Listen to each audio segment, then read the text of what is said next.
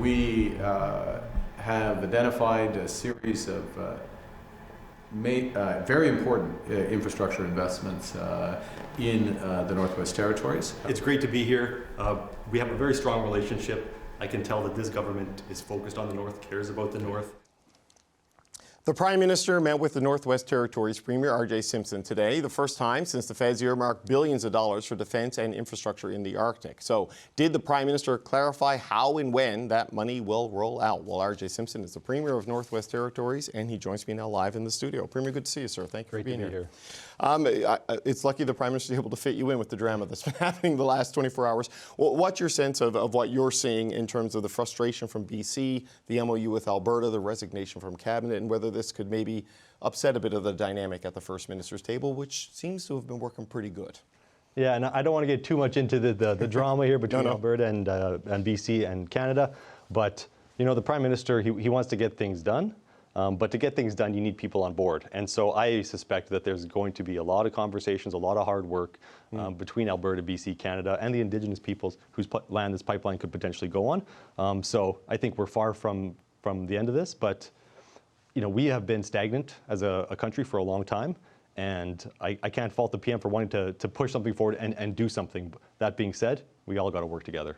Right. Well, let's talk about how you're working together with the federal government, because the last time we spoke, you wanted more clarity on how federal funding earmarked in the Budget Arctic Infrastructure Fund, if I'm remembering the title correctly, how that would roll out. Did you get that today? Do you know where this is going and what it's going towards? Well, I met with Minister McKinnon today, who that's in his portfolio. And so they have some idea on how things might work. So I suggested that we can provide some ideas on how that could work as well, because a lot of it is about dual-use infrastructure.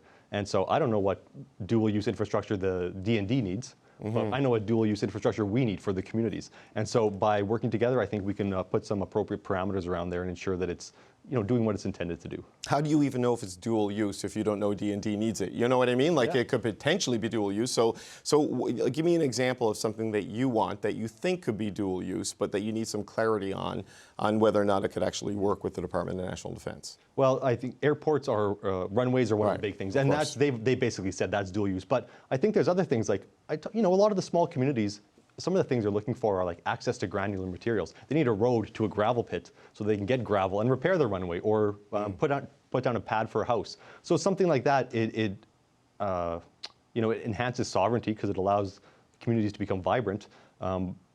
So I could say that could be dual use because it does enhance sovereignty. So it's there's going to be a lot of, I hope there's going to be a lot of back and forth on this, so we can figure out exactly how to best use this this money. Right, because you wouldn't automatically think of, say, access to a gravel pit as being dual use with a military function, but if it's required to keep the runways going and operational and planes able, then it fits into that category. I just wonder also, there was been a lot of talk about the Arctic Economic Security Corridor. Where is that standing in terms of being in touch with the major projects office? Is it at that stage yet? Are you ready to make that move?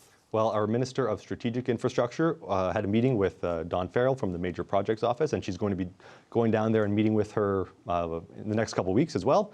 And so we're having discussions with them, but that's actually a project that there was just an MOU signed between two Indigenous governments in the Northwest Territories who are actually going to be the proponents on this project. It's their land that this road will go over, and so they're the ones who are going to be the driving force, and we are there to support them, and the Major Projects Office has been supportive as well, and so I think that's, we have a strong relationship. We're not on the list of major projects, but we're getting that support from the Major Projects Office. Right, so facilitating with permitting processes, lining up capital, helping those sorts of ancillary functions beyond the designation of a project of national interest. But if you have Indigenous buy-in, as you're saying, and proponents, I mean, these are some of the key conditions, right, that they point to for success. I mean, the pipeline lacks some of those potentially, but this is the sort of thing that could really move the needle for the Northwest Territories. Yeah, and in the Territory, we're lucky we get to do these things before the rest of the country a lot of times when it comes to reconciliation, when it comes to supporting Indigenous governments.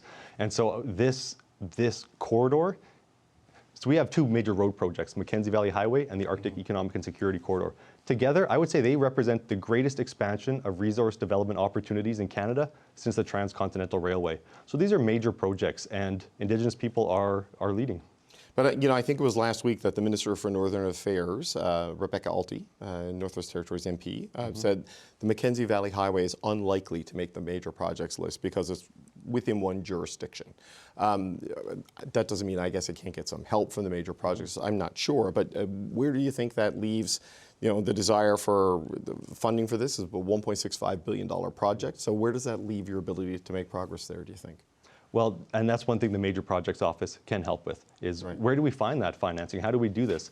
And even though we're not on the list, the Government of Canada recognizes the importance of that, because that is a connection to the forward operating location in N.W.T. Like that's the military base in the Arctic.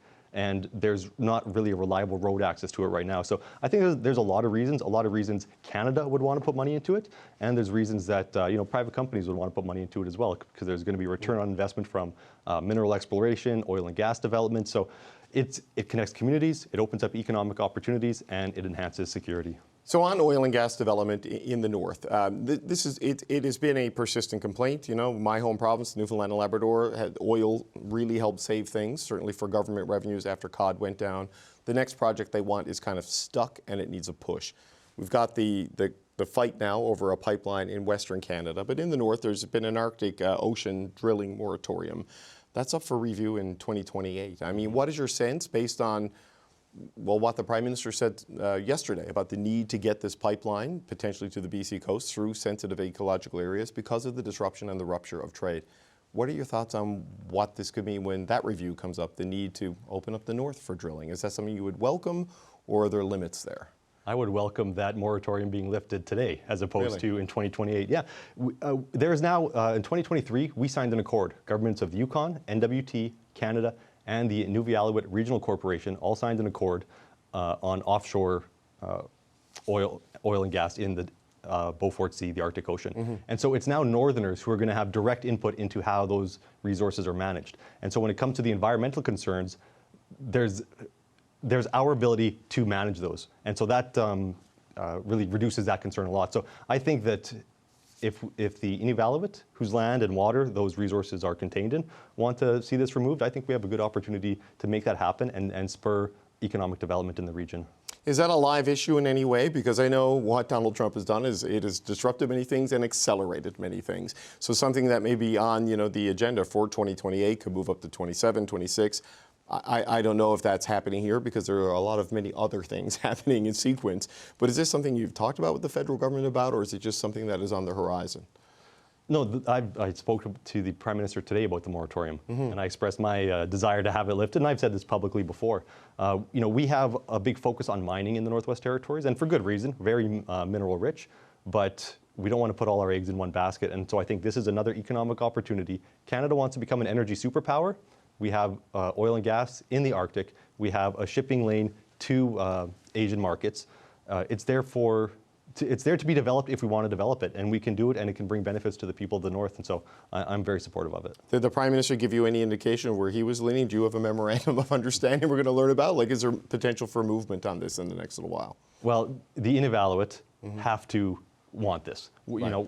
I wouldn't want the Prime Minister to lift it just because I want it or the N.W.T wants it. We need the Indigenous peoples whose land and water this is on to support it. And if they do, then I think that we could have some opportunities to see some movement. Okay, but have you talked to them about this? I mean, what is the indication from their leadership at this point in time? Because this,